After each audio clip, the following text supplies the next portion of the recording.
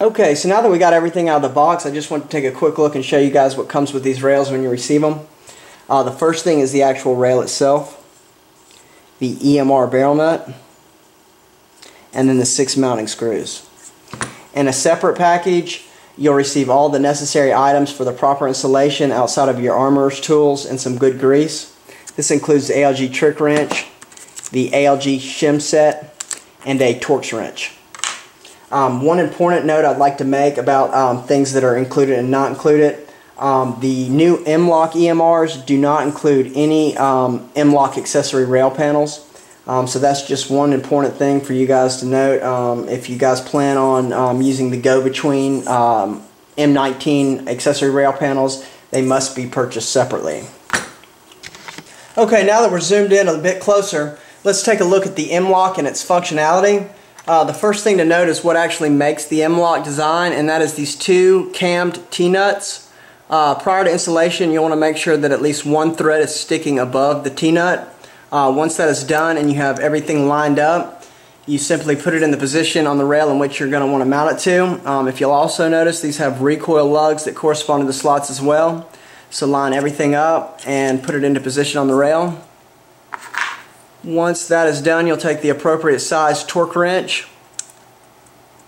and now if you'll note, you simply make one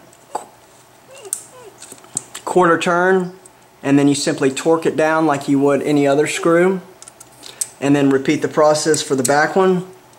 You just make your quarter turn. Now it's locked into place and you simply torque it down. Can't get any easier than that, guys. I'm very impressed with this M-LOK design. Now let's use the ALG Defense makes a specific co-witness accessory panel for their top rail in case people want to co-witness their iron sights. We did the same process. You want to make sure that your T-nuts are properly aligned and one thread is sticking above. Make sure everything's lined up and you'll place it on the position in which you're going to want to mount it. Once that's done, simply take your wrench, make your quarter turn. Now it's locked into place and you simply torque it down. Repeat on the back one. Quarter turn, locked into place, torque it down. And there you have it, gentlemen. I'm telling you, these are rock solid, incredibly simple, super cost effective. I have a feeling that M-LOK will be around for a long time. Okay, so now that is the functionality of M-LOK.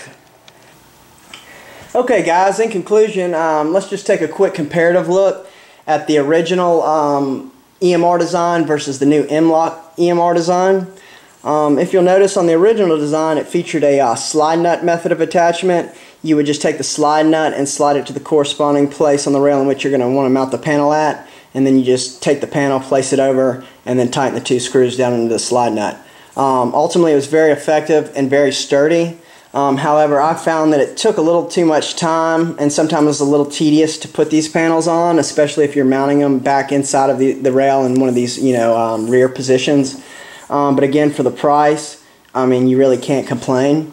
That said, M-LOK has probably just ruined me. It's just so much faster, so much easier. Like I said, it takes a minute or two on the original design to change a panel. On the new M-LOK, I think earlier in the video, it maybe took 5 to 10 seconds. That's just a huge difference in ease and speed. But overall, beside the method of attachment design, both of these rails, the original and the new M-LOK, both share the same specs. They both use the same barrel nut and install the same. Both have the same anti-rotation tabs. Both have limited rotation QD sockets. Both have internal diameters the same and overall diameters the same. The only other subtle difference I've found is the fact that the original design has smaller accessory rail panels than the new M-LOK accessory rail panels. Again, that's a subtle difference. So anyway, guys, I hope this was informative for some of those folks out there wondering about M-LOK.